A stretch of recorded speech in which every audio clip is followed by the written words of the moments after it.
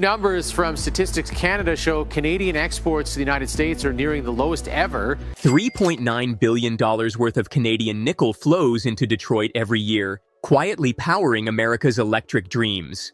But then came August, and with one signature, the man in the White House who once sold steaks and casinos decided he knew best how to run a supply chain.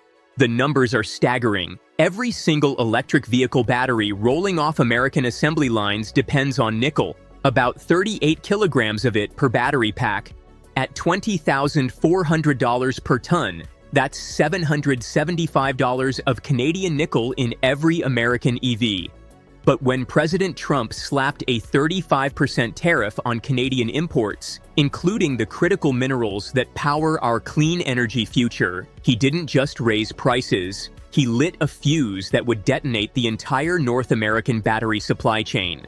Within 72 hours of the tariff announcement, Ontario Premier Doug Ford was on the phone with Prime Minister Mark Carney. Their message was crystal clear. If America wants to play hardball with its closest ally and largest trading partner, Canada would respond in kind. And they weren't bluffing. The Sudbury nickel mines in Ontario have been feeding American industry for over a century. 185,000 tons of nickel-copper ore flow down this corridor annually, a lifeline that's powered everything from World War II bombers to modern electric vehicles. This isn't some abstract trade relationship. It's the physical backbone of American manufacturing. General Motors alone sources 62% of its battery-grade nickel from Canadian suppliers.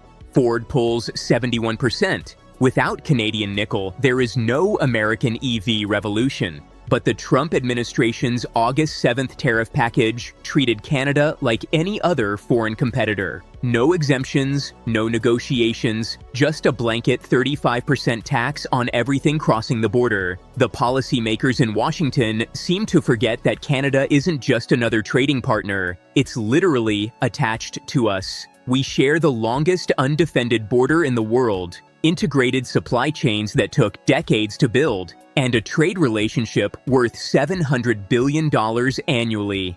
The immediate impact hit American automakers like a sledgehammer.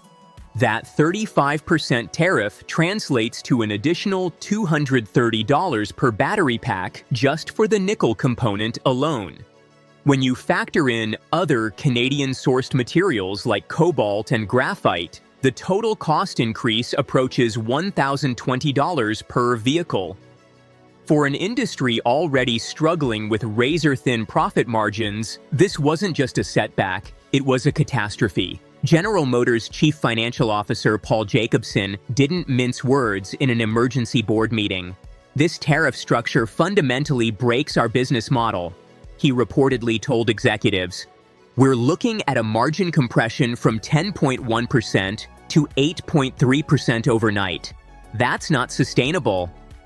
The ripple effect spread faster than anyone anticipated. Within 2 weeks, GM announced it would have to cut its 2026 EV production forecast from 360,000 units to 310,000, a reduction that translates to $3.2 billion in lost revenue. Ford followed suit, scaling back its F-150 Lightning production by 23%. The very American jobs these tariffs were supposed to protect started evaporating as assembly lines slowed and suppliers panicked.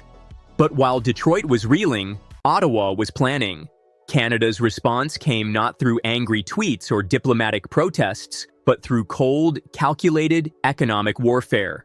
By late July, Canadian officials had drafted a four-pronged retaliation strategy that would flip the entire North American mineral supply chain on its head.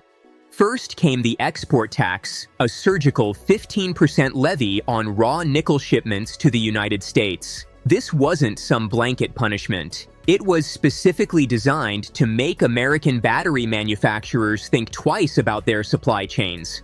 The message was unmistakable. You tax our exports, we'll tax our exports too. Let's see who blinks first. The second move was even more clever. Canada introduced a carbon tracking mechanism that would give preferential treatment to their cleanest nickel production. Ontario's nickel, refined using hydroelectric power, produces just 4.2 tons of CO2 per ton of metal.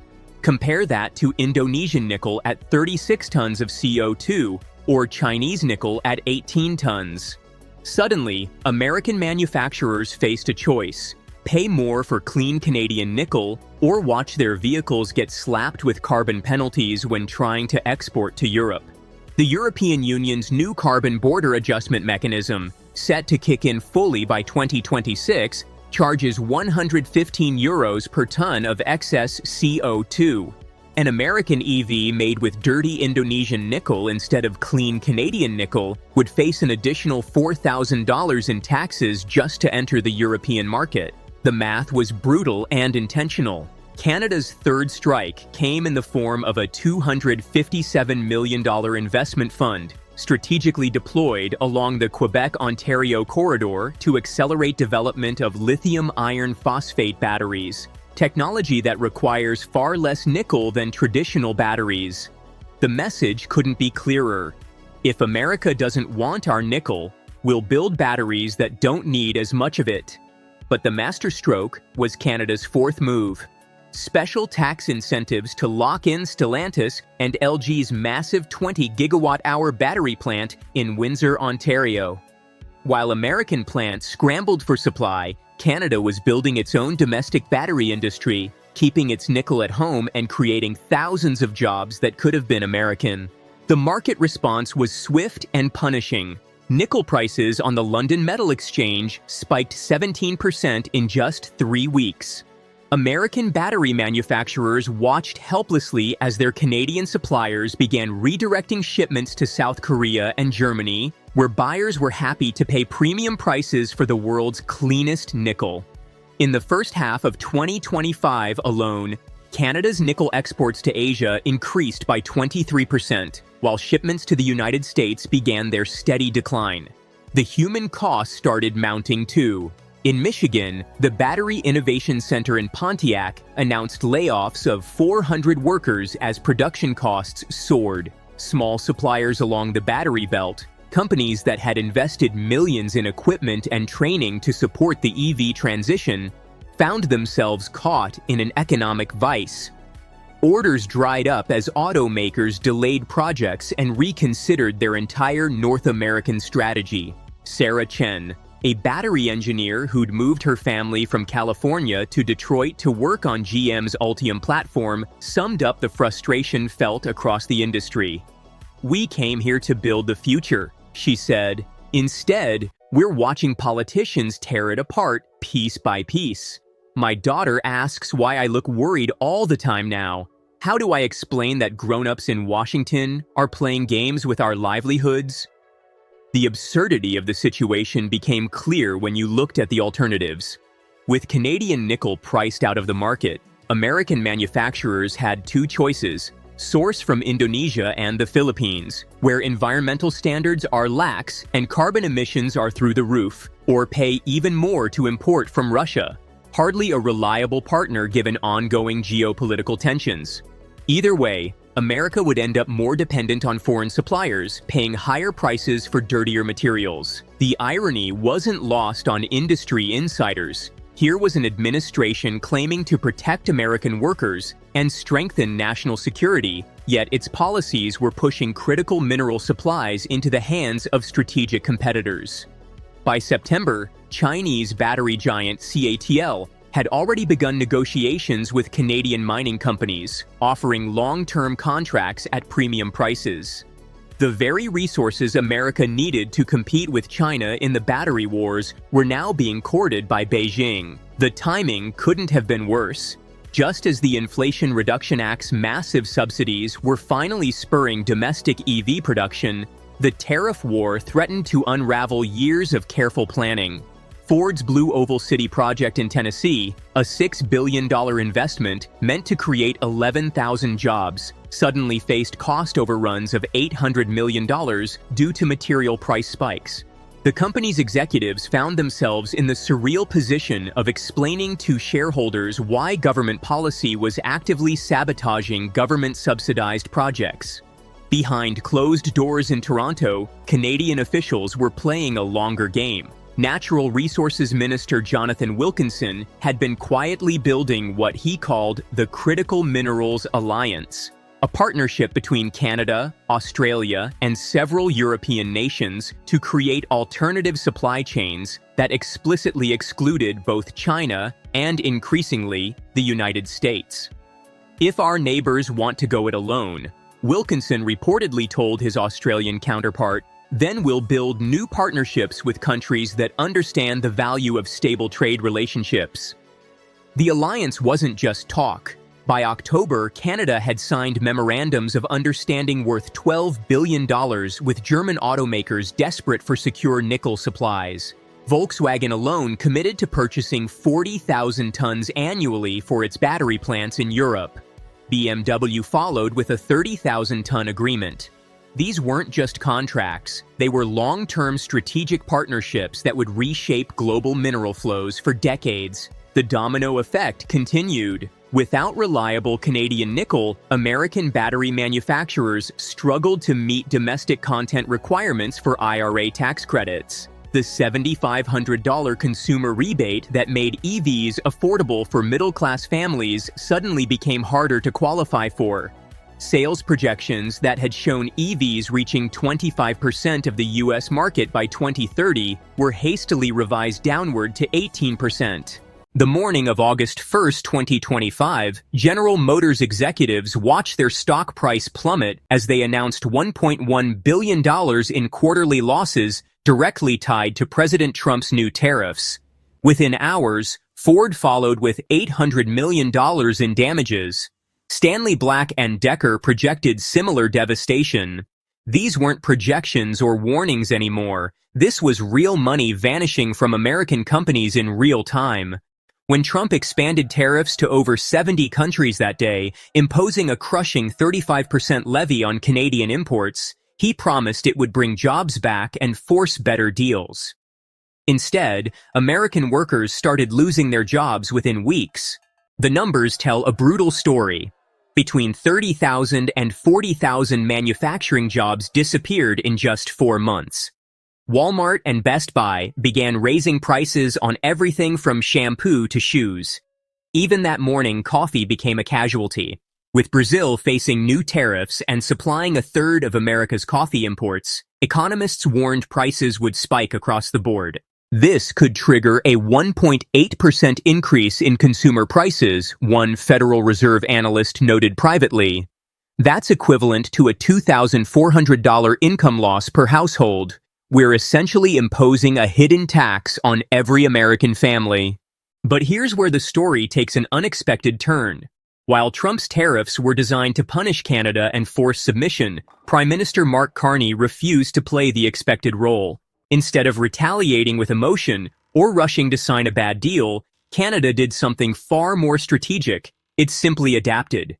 The exemptions tell the real story. Despite the dramatic 35% headline number, Trump's team quietly excluded Canadian oil from the tariffs. This wasn't a small oversight. Canada supplies over 4 million barrels daily to the U.S., representing between 50 and 70% of American oil imports. Those Midwest refineries built specifically for heavy Canadian crude, they kept running without interruption. Trump wanted to look tough without crashing the American economy, explained a senior trade official who requested anonymity. Taxing Canadian oil would have sent gas prices through the roof within days. Even he understood that political suicide. The pattern extended beyond oil. Natural gas, uranium for nuclear plants, and cross-border electricity remained untouched.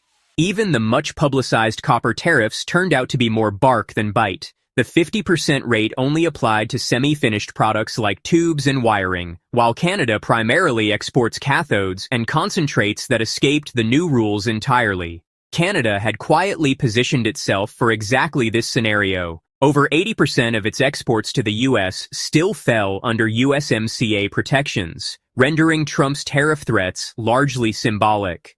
While steel, aluminum, and some auto parts faced the new rates, the economic foundation of the relationship remained intact. North of the border, the impact was real but manageable. Statistics Canada reported a 13% drop in total exports during the second quarter, with energy exports down nearly 20%. Alberta felt the squeeze hardest, but instead of panicking, Carney's government executed a calculated pivot that caught Washington off guard. Within days of the tariff announcement, Canadian Finance Minister François-Philippe Champagne and Foreign Minister Anita Anand were on a plane to Mexico City. Their mission was clear: strengthen ties with Mexico and explore alternatives to American dependence. The meetings with President Claudia Sheinbaum weren't just diplomatic courtesy, they were laying groundwork for what insiders called the Northern Corridor, a potential $120 billion trade route bypassing the United States entirely. The contrast in approaches became stark. Trump's strategy relied on public pressure and dramatic deadlines. Just hours before the August 1st deadline, he posted on Truth Social linking trade negotiations to Canada's position on Palestinian statehood. One day the issue was trade balances, the next, it was foreign policy alignment. Carney's response was telling. No angry tweets, no rushed press conferences.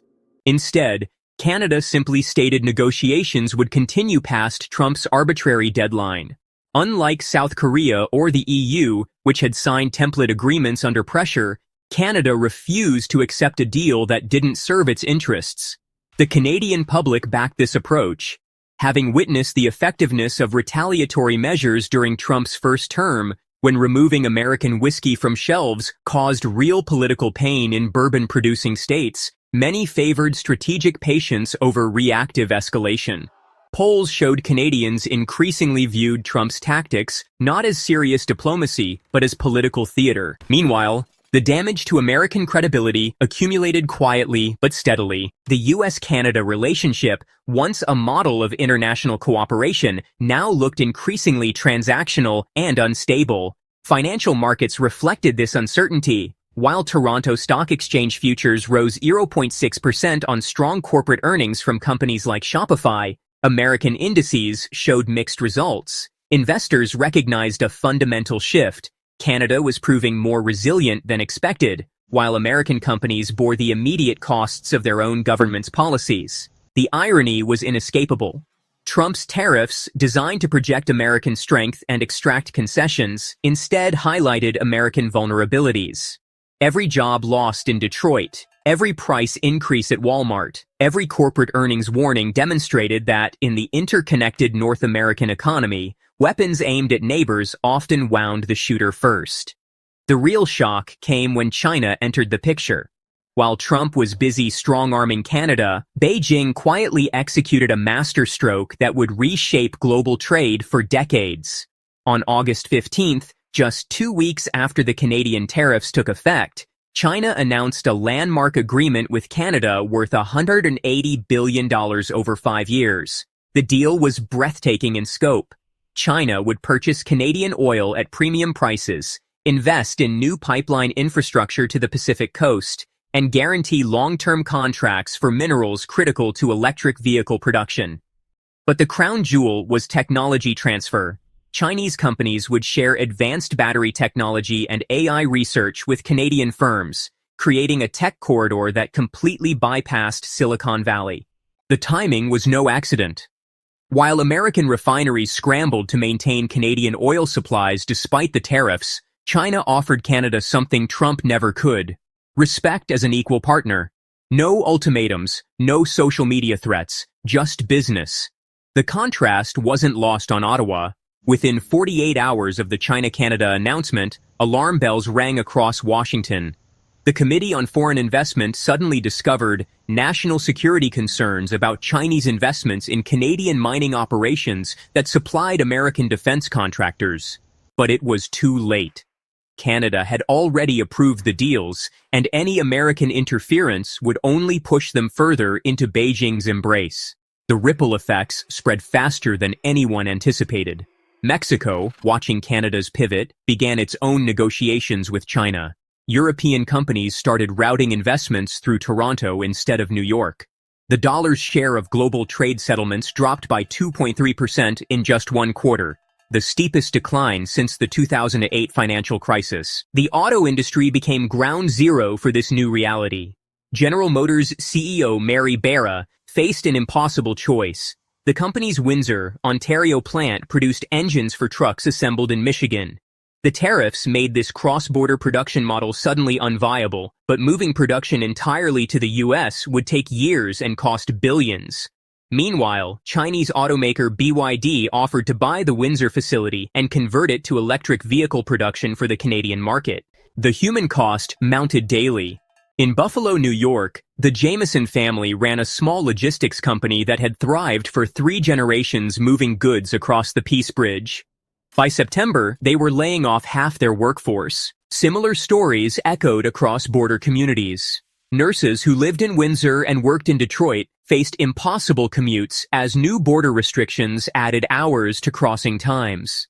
The legendary cooperation between Canadian and American first responders during emergencies ground to a halt as bureaucratic barriers multiplied. But perhaps the most devastating blow came from an unexpected source: American farmers. Canada had quietly become the largest importer of American agricultural products, purchasing $25 billion annually. When Canada shifted those purchases to Brazil and Argentina as part of its diversification strategy, farm bankruptcies in Iowa and Nebraska spiked by 40%. U.S. beef industry leaders are confident long-standing Chinese restrictions on imports of U.S. beef will be lifted.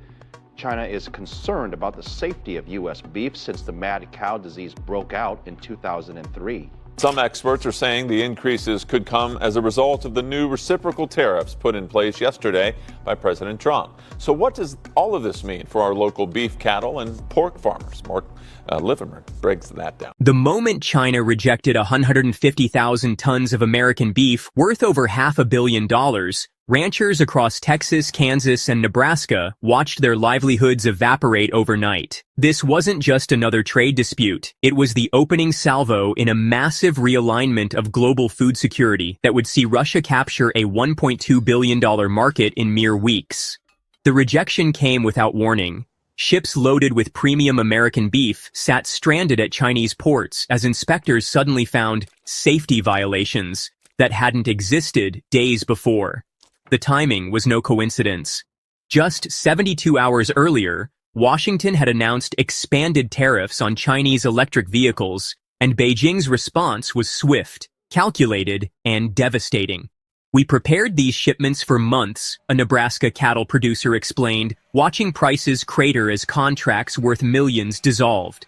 One day we're celebrating record exports to China. The next we're dumping product on the domestic market at a 40% loss. The numbers paint a stark picture. In 2024, American beef exports to China had soared past $1.2 billion, representing nearly 12% of China's imported beef market.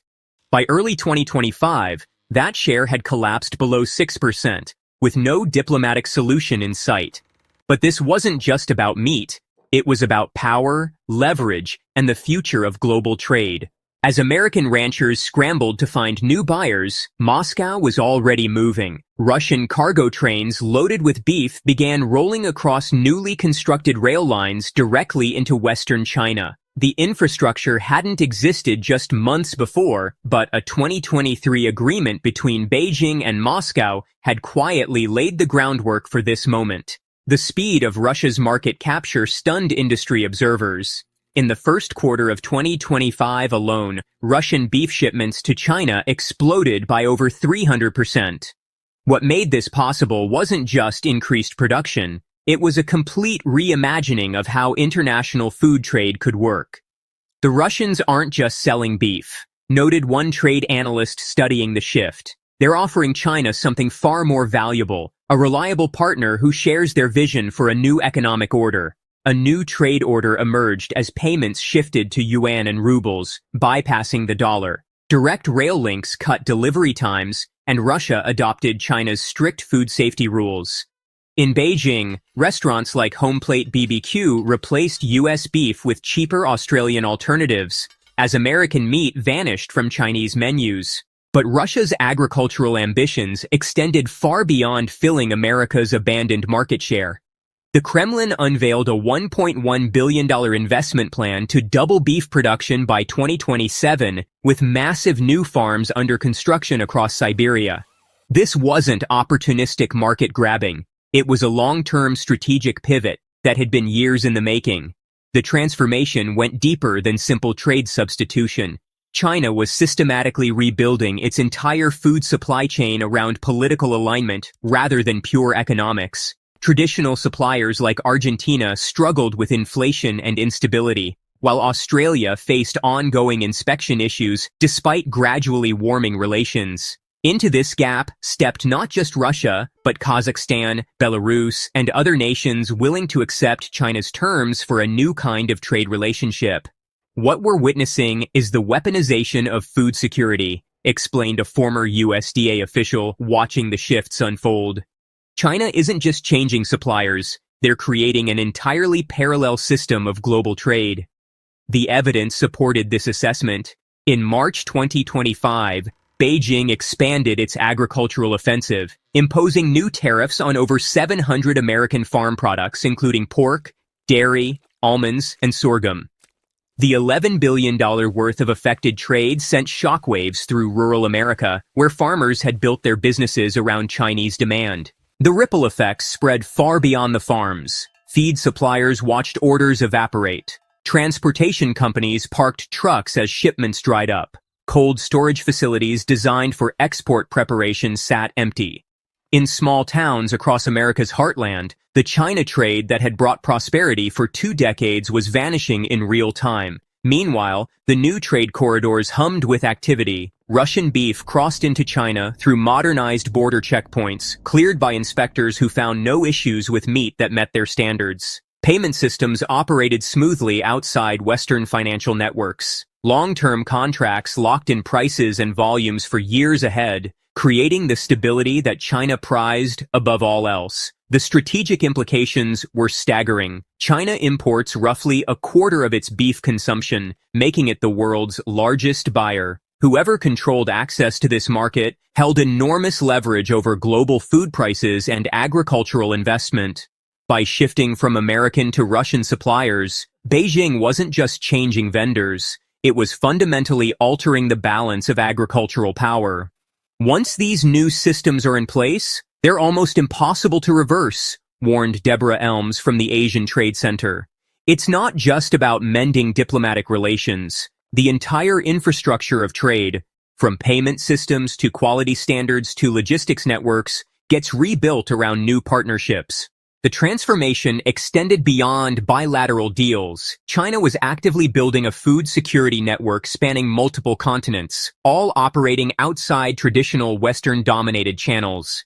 Deals with Brazilian soy producers, New Zealand dairy farms, and African agricultural projects created a web of supply relationships that prioritized political alignment alongside economic efficiency. For American agriculture, the implications were existential. Decades of investment in production capacity geared toward Asian markets suddenly faced obsolescence. The advanced genetics, feeding systems, and processing facilities optimized for Chinese preferences now produced beef for a market that no longer existed. The agricultural heartland wasn't the only battlefield where this economic war was being waged. In Silicon Valley boardrooms and Beijing tech parks, an even more consequential struggle was unfolding over the technologies that would define the next century. When NVIDIA's latest AI chips stopped flowing to China in late 2024, it triggered a chain reaction that nobody fully anticipated. Chinese tech giants like Baidu and Alibaba watched their most advanced AI projects grind to a halt, unable to access the computational power that had driven their innovations. But what happened next would reshape the global technology landscape forever. The chip ban was meant to slow China down, a semiconductor industry executive revealed, speaking on condition of anonymity. Instead, it accelerated something far more dangerous: complete technological independence. Within weeks of the expanded restrictions, Beijing announced a staggering $142 billion fund dedicated solely to domestic chip development. This wasn't just throwing money at the problem, it was a coordinated assault on America's technological dominance. Top Chinese scientists working in American labs began receiving offers they couldn't refuse: unlimited budgets, state-of-the-art facilities, and the chance to build a new technological superpower. the brain drain accelerated dramatically. By March 2025, over 3,400 Chinese researchers had left positions at American universities and tech companies to return home. Each departure represented decades of accumulated knowledge walking out the door. MIT lost 12% of its AI research staff in a single semester. Stanford's computer science department watched helplessly as entire research teams dissolved overnight. But China's response went beyond just hiring talent. In an abandoned Huawei facility outside Shenzhen, something extraordinary was taking shape. Engineers worked around the clock on what they called Project Kunlun, a new chip architecture that bypassed American patents entirely. Using a combination of novel materials and unconventional design principles, they were building processors that couldn't match NVIDIA's raw power, but offered something potentially more valuable: complete independence from Western supply chains. The first Kunlun chips rolled off production lines in April 2025. They were only 70% as powerful as their American counterparts, but they were entirely Chinese-made, from silicon to software. More importantly, they were good enough for most AI applications, and they were improving rapidly. Every 3 months, they're closing the gap by 10%, noted a chip analyst tracking Chinese progress. At this rate, they'll reach parity within 2 years, and then we'll have lost our only real advantage. China's industries adapted quickly, replacing U.S. chips with domestic alternatives and fueling internal innovation. American semiconductor firms, cut off from a $180 billion market, saw profits and R&D funding plummet. The collapse of this critical revenue stream shattered the innovation cycle that had long sustained U.S. technological leadership. The tech war expanded into renewables, where China dominated. When the U.S. imposed tariffs on Chinese solar panels and batteries, Beijing struck back, halting exports of key raw materials. With 90% of rare earth processing and 75% of lithium refining under its control, China sent global prices soaring 400%. U.S. energy projects stalled. Efforts to restart domestic mining faced long delays, while China secured decades of supply through global deals. Markets shifted fast. U.S. stocks plummeted, the digital yuan surged, and $400 billion in monthly trade bypassed the dollar. American towns reliant on exports collapsed, left behind in a new economic order. The numbers painted a bleak picture. 680,000 manufacturing jobs lost, farm bankruptcy soaring, and small banks failing. Economic pressure meant to weaken China devastated American towns instead. Young Americans saw futures in tech and agriculture vanish. Washington had overestimated its leverage. China had quietly built alternatives and was ready. While U.S. farmers destroyed unsold crops, China sourced food elsewhere and pushed tech independence. By mid-2025, the global economy had fractured into two competing blocks with distinct currencies and systems. The post-Cold War order collapsed swiftly, replaced by a fragmented, uncertain world racing for resources, allies, and a new balance of power. U.S. President Donald Trump says he will now impose a 50% tariff on copper imports. He made the declaration at a cabinet meeting in Washington, but it's unclear. I believe the tariff on copper, we're going to make it 50%. 50%. What he's doing there, Kelly, is he's going through all of those investigations that have been ongoing into sectoral tariffs. The moment President Trump's pen hit paper on July 10th, copper prices exploded like a bomb detonating on Wall Street. Within seconds of his signature on the Section 232 proclamation, New York copper futures rocketed past $5.95 per pound, a price never before witnessed in the history of commodities trading. U.S. President Donald Trump has confirmed in writing his plans for a 50% tariff on all copper imports into his country. Traders watching their screens couldn't believe their eyes as the metal surged 13% in a single session, the steepest one-day rise ever recorded. But this wasn't just another market fluctuation. This was economic warfare, and Canada found itself directly in the crosshairs. The 50% tariff on imported copper, set to take effect August 1st, sent shockwaves through boardrooms from Toronto to Beijing. For Canada, which ships $9.3 billion worth of copper annually with over half destined for American factories, this was nothing short of an existential threat. The timing couldn't have been more brutal. Canadian miners had just invested billions in expanding production specifically to meet U.S. demand. Within hours of the announcement, the price gap between New York and London copper markets blew open to an unprecedented $1,600 per metric ton. Traders scrambled to exploit this massive arbitrage opportunity, rerouting shipments mid-ocean and creating chaos in global supply chains. Container ships literally changed course while at sea, their captains receiving urgent orders to redirect cargo toward the higher-priced American market. This is economic madness, declared Jonathan Price, CEO of Teck Resources, Canada's largest copper producer. We're watching decades of integrated supply chains unravel in real time. The president just handed China a gift wrapped in protectionist paper. The mathematics of destruction were staggering. Every electric vehicle rolling off North American assembly lines requires up to 80 kilograms of copper, 4 times more than a traditional gasoline car. With the tariff in place, automakers faced an instant $220 cost increase per vehicle just from the copper component alone. Ford's procurement team sent emergency notices to suppliers warning that August invoices would reflect these crushing new costs. But the pain extended far beyond automobiles. Each mile of high-voltage transmission line contains nearly 5 tons of copper. The Biden administration's ambitious grid modernization projects suddenly faced hundreds of millions in additional costs overnight. Utility companies began drafting emergency rate hike applications, preparing to pass these expenses directly to consumers. Prime Minister Mark Carney's response was swift and unequivocal. Standing before Parliament, he declared, "Canada will not be bullied into submission. We have options, we have allies, and we have the resolve to protect our workers and our economy." Behind closed doors, his trade team was already executing contingency plans drafted months earlier when Trump first threatened aluminum tariffs. The irony was bitter. Just 10 days before the copper bombshell, Ottawa had made a major concession, scrapping its 3% digital services tax that would have raised $5.9 billion over 5 years. Canadian officials thought they'd bought peace.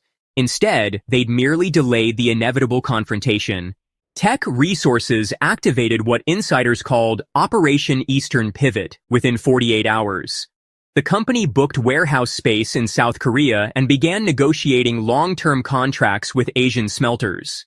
Provincial officials from Quebec flew emergency missions to Lima and Santiago, seeking alternative buyers for Canadian concentrate. The message was clear. If America didn't want Canadian copper, Asia would gladly take it.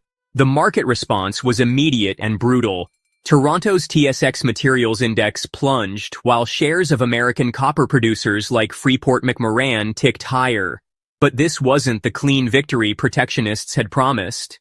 UBS analysts calculated that if the premium between U.S. and global copper prices persisted through September, American manufacturers would pay an extra $4.2 billion in just 1 quarter, enough to slice half a percentage point off GDP growth.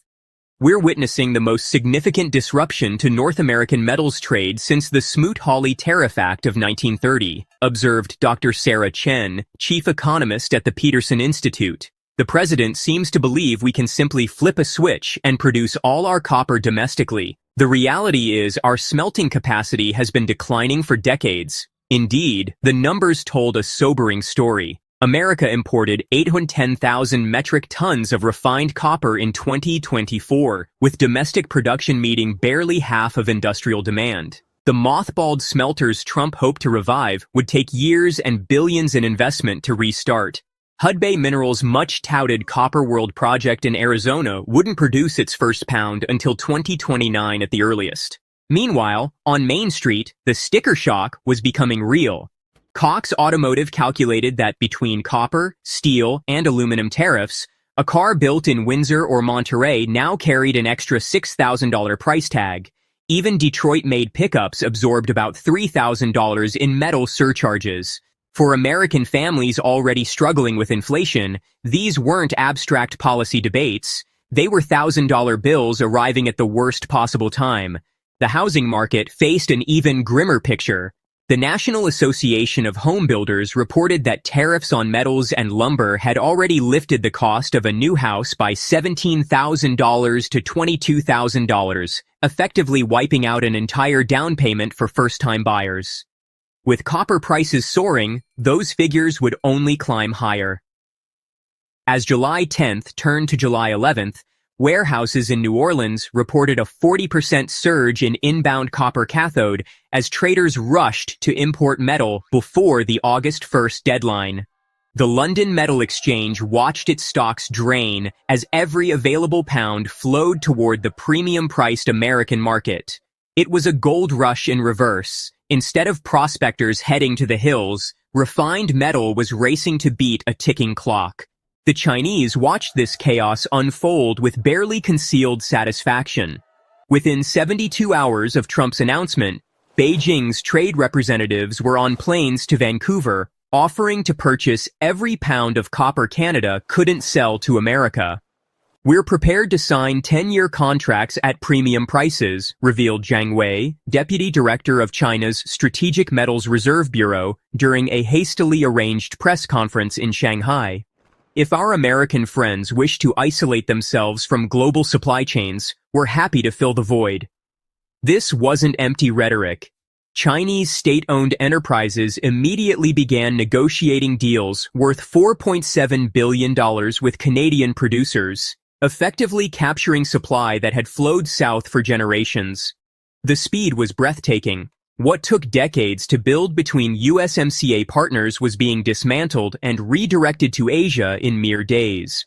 Former Federal Reserve economist Michael Patterson put it bluntly, "We just handed China control over North American copper on a silver platter. They're securing long-term supply agreements while we're creating artificial shortages. It's economic self-destruction disguised as patriotism." The ripple effects spread like wildfire through America's industrial heartland.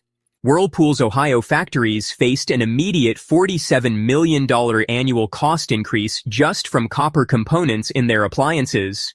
General Electric's turbine division calculated that each wind generator would now cost an additional $185,000 to manufacture. These weren't numbers buried in quarterly reports, they were pink slips waiting to happen. By late July, the first casualties emerged.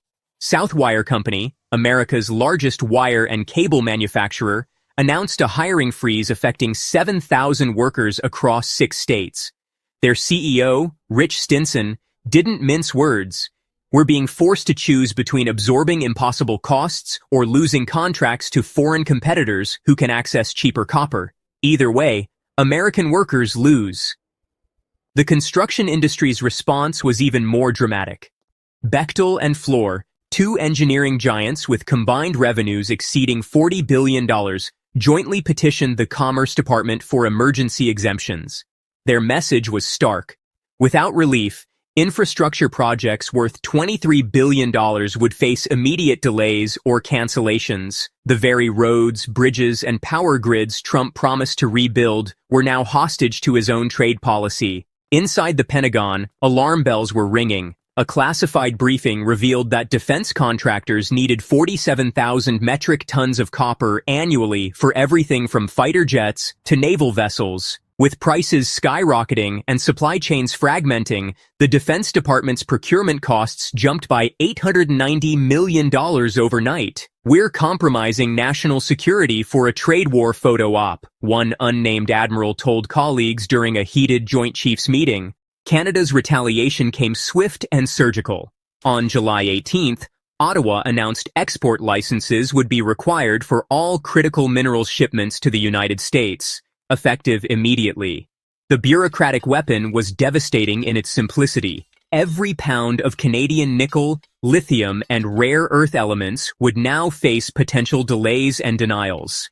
For American battery manufacturers dependent on Canadian materials, it was like watching their supply chains evaporate in slow motion. "Make no mistake, we didn't want this fight," Prime Minister Carney told a packed press gallery. But if Washington insists on treating its closest ally as an adversary, we'll respond accordingly. Our minerals will find eager buyers in Europe and Asia. The European Union seized the opportunity with both hands. Commission President Ursula von der Leyen flew to Ottawa personally, offering Canada immediate inclusion in the EU's Critical Raw Materials Act. The deal promised European investment in Canadian mines, guaranteed purchase agreements, and technology transfers.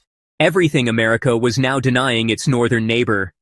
Back in New York, the London Metal Exchange reported its most volatile trading week in history. Copper premiums swung wildly as algorithms struggled to price in political risk. Hedge funds lost a combined $3.2 billion in 3 days as their models, trained on decades of stable North American trade, imploded spectacularly. Renaissance Technologies' flagship medallion fund, usually a bastion of mathematical precision, posted its worst monthly performance since 2008. The copper tariff crisis devastated communities and industries. In Thompson, Manitoba, job losses loomed as copper mining halted. In Arizona, investors abandoned the 7-beta resolution copper project, eyeing Peru instead.